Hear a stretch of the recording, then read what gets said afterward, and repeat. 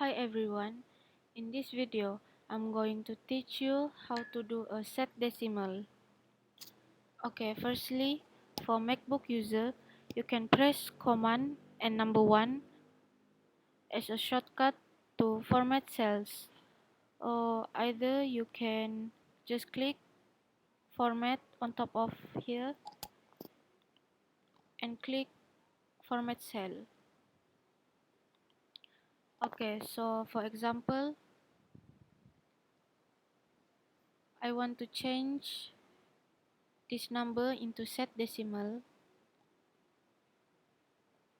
So you need to highlight the cell and then click format and click format cells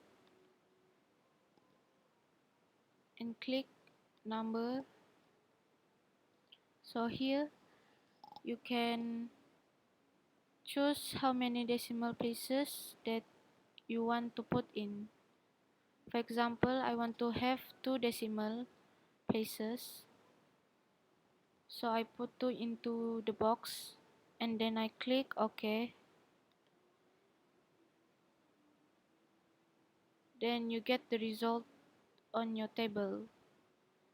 That's all from me, and thank you for watching.